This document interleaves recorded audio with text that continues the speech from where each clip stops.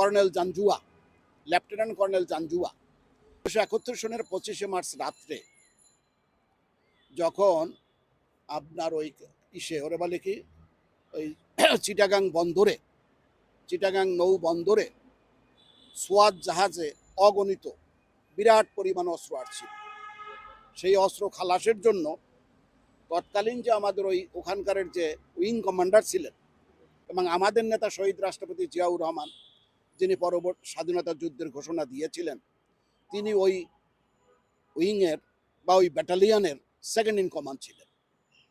তো জাঞ্জুয়া করছে কি, তাকে মারার উদ্দেশ্যে, শহীদ রাষ্ট্রপতি জিয়াউর রহমানকে হত্যার উদ্দেশ্যে উনি ওই নৌ বন্দরে বা চিটাগাং বন্দরে সোয়াত জাহাজ থেকে অস্ত্র খালাসের জন্য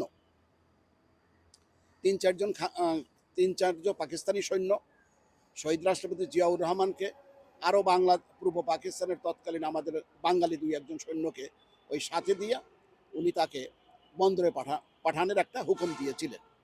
প্রতিমধ্যে যখন এই খবর চাউর হলো যে চিটাগাং শহরে আর্মি খান সেনারা গোলাগুলি করতেছে এবং অজস্র আমাদের তৎকালীন বাংলাদেশি যে অঞ্চল ছিল, বাঙালি ভাষাভাষী অঞ্চল, তারা অস্ত্রের মাধ্যমে বা গুলিগালা করে আমাদের অগণিত লোককে হত্যা করতেছে।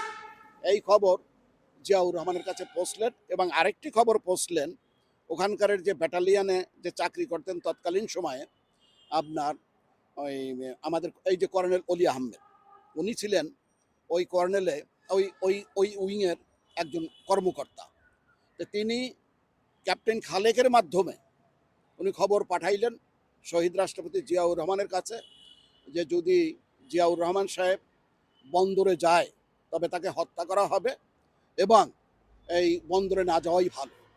তখন জিয়াউর রহমান সাহেব এই খবর পাওয়ার পরে উনি ওখানে দাঁড়িয়ে সকলকে আপনার ওই ওনার সাথে যারা যে সমস্ত সৈন্যরা ছিল তাদেরকে নিয়ে উনি একটি ছোট্ট পরামর্শ করে উনি বললেন যে উই রিভল্ট, আমরা বিদ্রোহ ঘোষণা করলাম। তারপরে উনি প্রতিমধ্যে আবার করছে কি, আপনার একজন হাবিলদার, এই জন্য আমরা দেশনেত্রী বেগম খালেদা জিয়াকে বাংলাদেশের প্রথম মহিলা আপনার মুক্তিযোদ্ধা বলি। প্রতিমধ্যে একজন হাবিলদার দেশনেত্রী বেগম খালেদা, কারণ জিয়াউর রহমান তো গেছে বন্দরে, দেশনেত্রী বেগম খালেদা জিয়ার বাসায় গিয়ে বলতেছেন যে ম্যাডাম, এই খান সেনারা আমাদেরকে নিরস্ত্র করার জন্য হুকুম দিচ্ছে, তারা বলতেছে যে তোমাদের কাছে যে গোলা বারুদ আছে তোমরা সব জমা দাও। তখন দেশনেত্রী বেগম খালেদা জিয়া ওই হাবিলদারকে বলেছিলেন যে তোমরা তোমার সান না আসা পর্যন্ত তোমরা কেউ গোলা বারুদ জমা দেবা না, তোমরা নিরস্ত্র হবা না। এই জন্য দেশনেত্রী বেগম খালেদা জিয়া হচ্ছে বাংলাদেশের প্রথম মহিলা মুক্তিযোদ্ধা।